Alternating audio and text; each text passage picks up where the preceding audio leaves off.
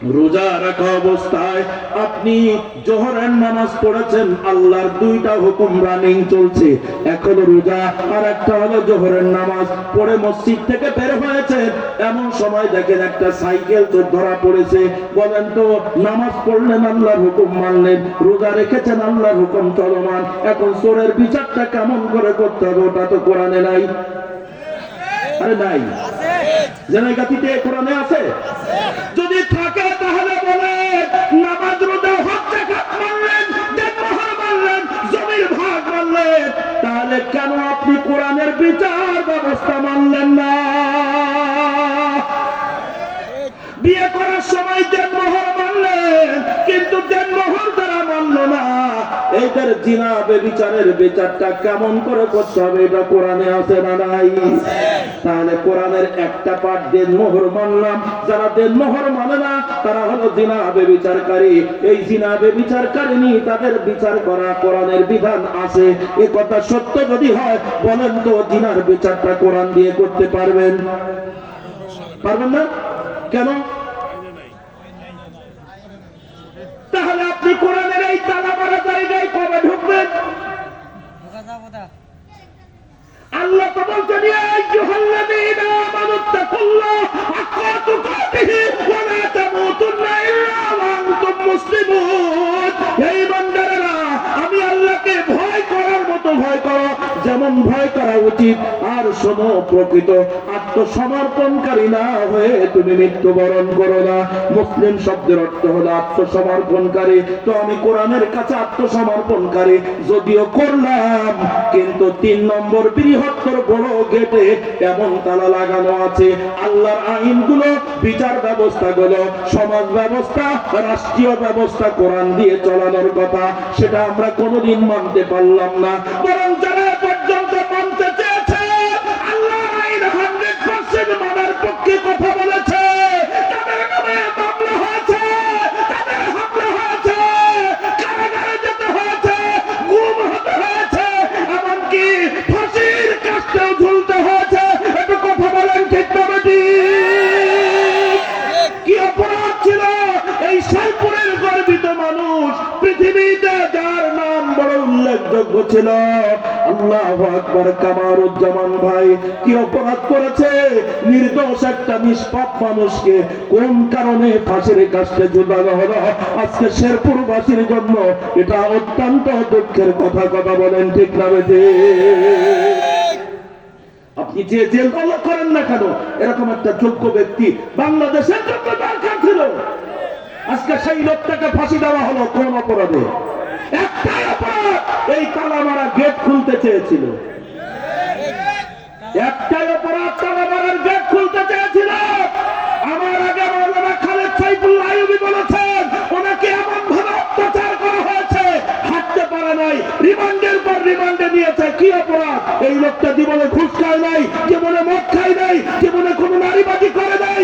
এত নিরাপরাধ এই মানুষগুলো আলেম ওলামাদেরকে কোন কারণে আল্লাহু আকবার জেলখানার কারারুদ্ধ করে কষ্ট দেওয়া হয়েছে? কথা বলেন। একটাই কারণ, এই কোরআনের বাকি তালা খুলতে চেয়েছিল। তাই আপনারা স্বীকার করবেন না মনে হয়? আপনারা রাগ করছেন? একটু জোরে আওয়াজ দেন, নারে তাকবীর। আপনাদের কষ্ট হয়ে যাচ্ছে, আমি বুঝতে পেরেছি। তাহলে বলেন, একদম 100% এই কোরআনুল কারীমের শেষ তালা খুলতে চান কারা কারা? 100% মানার পক্ষে কারা আছেন?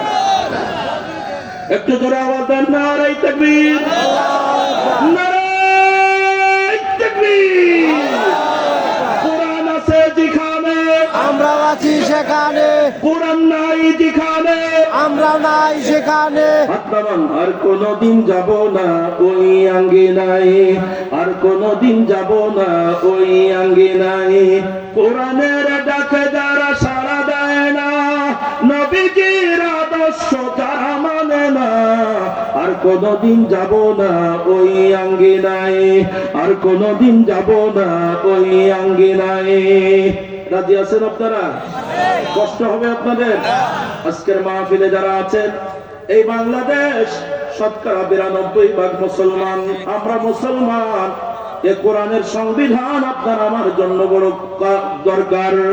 আসেন, এইখানে যতজন মানুষ আছেন, তাহলে এখন যদি আমরা মারা যাই, তাহলে কোরআনের আইন মেনে মরতে পারলাম নাকি না মেনে মরলাম? তাহলে না মেনে মরলে আল্লাহর গোলাম থাকা যায়? কথা কয় না? যায়? আরে যায়। আমি বলছি যায়। তাহলে আপনাদের সাথে তো আমার দ্বিমত শুরু হয়ে গেল। কোরআনের হুকুম আমরা এখন মানতে পারছি না, তাহলে এখন যদি মারা যায় আমরা আল্লাহর গোলাম না শয়তানের গোলাম? প্রশ্ন বেড়ে গেল, না না, শয়তানের গোলাম না। যদি আপনি আমার নবীর সময়ের সেই একটা স্মৃতিচারণ করতে পারেন, অর্থাৎ বদরের চেতনা যদি আপনার অন্তরে থাকে, বদরের ময়দানে আল্লাহু আকবার যারা শাহাদাত বরণ করেছিলেন, তারা কোরআনের আইন দেখে যায় না, তবে কোরআনের আইনের পক্ষে থাকার কারণে আল্লাহ তাআলা তাদেরকে তার গোলামের কাতারে নাম লিখে নিয়েছিলেন। কথা বলেন ঠিক না ঠিক? একদম 10 মিনিট কষ্ট হবে আপনাদের। আমরা কোন কাজ করলে আল্লাহর গোলাম হয়ে মরতে পারবো, এই মুহূর্তে ছোট্ট মেসেজ দিয়ে আপনাদের কাছ থেকে বিদায় নেব। শোনেন, ১৫০০ বছর পূর্বে আল্লাহর নবী রহমতে আরবি জনাবে মুহাম্মদুর রাসূলুল্লাহ সাল্লাল্লাহু আলাইহি ওয়াসাল্লাম এই কোরআনের শতভাগ ব্যবস্থাপনা এবং পৃথিবীর জমিনে চালু করার জন্য যখন ব্যস্ত, ঠিক সেই সময় কাফের ময়দানদের মোকাবেলায় সর্বপ্রথম যখন দাঁড়াতে হলো, জায়গাটার নাম ছিল আল্লাহু আকবার বদরের ময়দান। নাম শুনেছেন না? আল্লাহর নবী মদিনা থেকে ৩১১ জন সাজিয়েছেন, ১৩ জন পূর্ণ হয় নাই, তখনও 2 জন বাকি আছে। 2টা ছোট্ট ছেলে, তাদের নাম মুআয আর মুআব্বাদ, 2টা ভাই। আল্লাহু আকবার। তখন নবীর কাছে আবদার করলেন, নবী গো, বদরের ময়দানে আপনি যাবেন, ইয়া রাসূলুল্লাহ, আমাদেরকে সাথে নেন। আল্লাহর নবী বলেন, তোমরা ছোট্ট 2টা ভাই, আমি লম্বা আলোচনা না, শুধুমাত্র আমরা আল্লাহর গোলাম হয়ে মরতে পারবো এমন একটা ছোট্ট কথা সংক্ষিপ্ত পরিমাণে সারমর্ম বলে শোনেন। 2টা ভাই নবীর কাছে কান্না শুরু করলেন। নবী বলেন, তোমরা ছোট্ট 2টা ভাই, যুদ্ধের ময়দানে যাইয়া তলোয়ার উঁচু করার ক্ষমতা তোমাদের নাই, শক্তি নাই। আল্লাহু আকবার, ঢাল ধরার মতন শক্তি তোমাদের গায়ে নাই। শুধু তাই না, তোমরা ঘোড়ার পিঠে উঠতে পারবে না। ছোট্ট 2টা ভাই, তোমাদেরকে যুদ্ধের ময়দানে নিয়ে যাওয়া যাবে না। 2 ভাইয়ের আকুল প্রার্থনা। একজন ভাই ডাক দিয়ে বলে, আল্লাহ নবী, নবী গো, তলোয়ার চালাইতে পারবো না, কথা সত্য। হুজুর, ঢাল ধরে রাখতে পারবো না, কথা সত্য। ঘোড়ার পেটে লাফ দিয়ে উঠতে পারবো না, কথা সত্য। কিন্তু নবী গো, যুদ্ধের ময়দানে যখন যুদ্ধ চলবে, তখন আপনি অথবা আপনার সাহাবীদের কারোর হাত থেকে যদি কোনো তলোয়ার পড়ে যায়, ইয়া রাসূলুল্লাহ, কমপক্ষে তলোয়ারটা উঁচু করে আপনাদের হাতে আমরা তুলে দিতে পারবো। এটা সবাই করে বলেন আল্লাহু আকবার।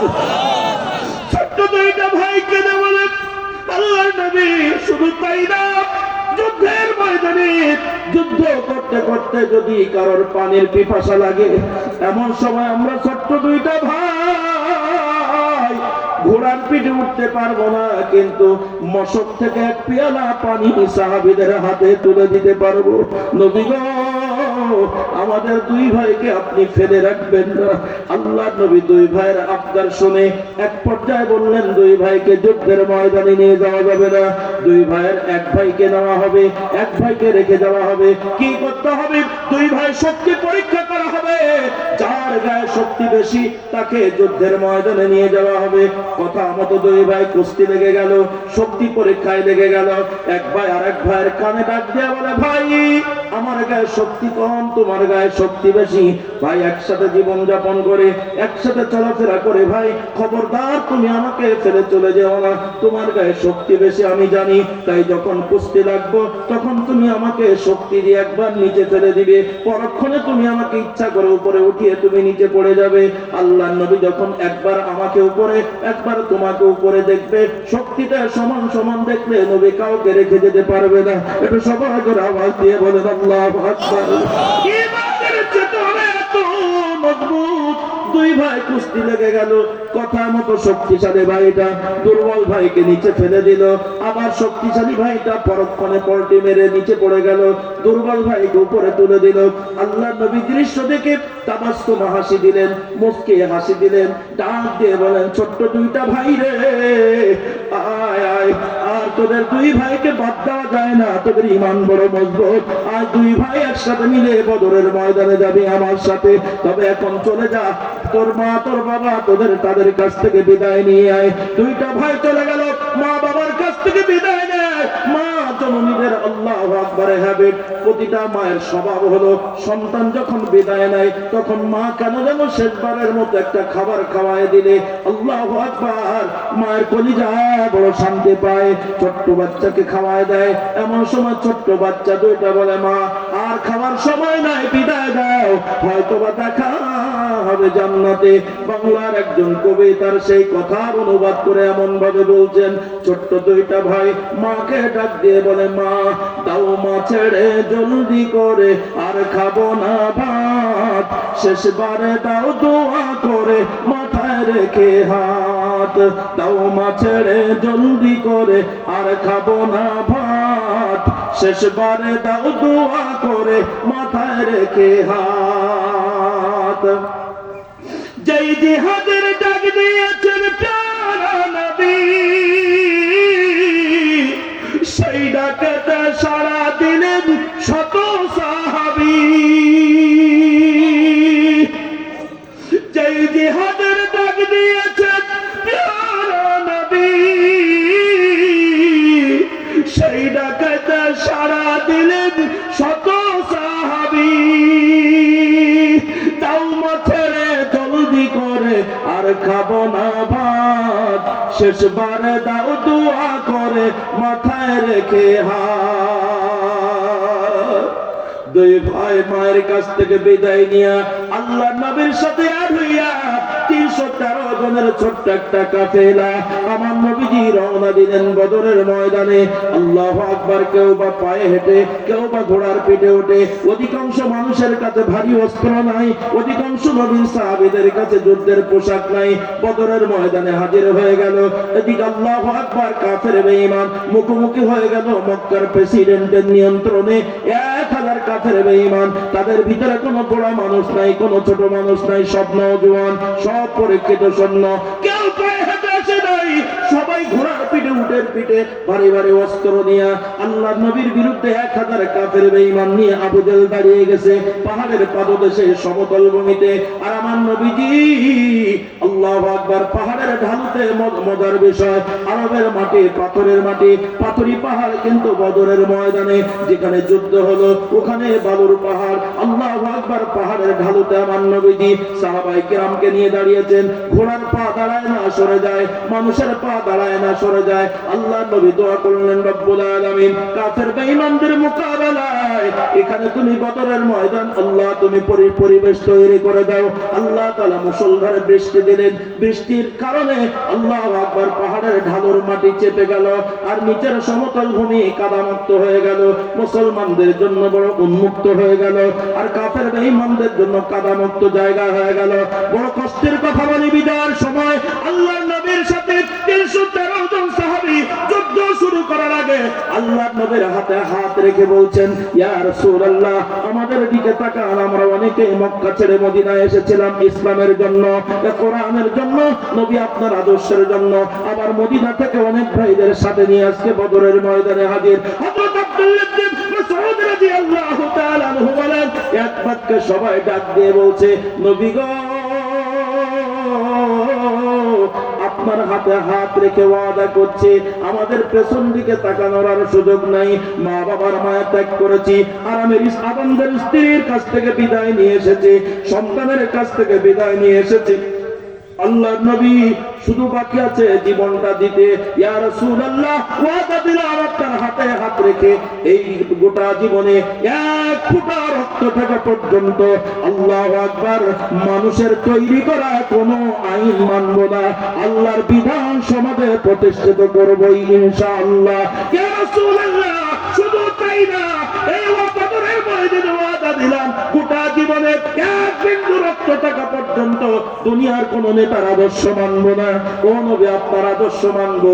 313 জন সাহাবী নবীর হাতে হাত রেখে আল্লাহর দেওয়া কোরআনের বিধান বাস্তবায়ন করবে।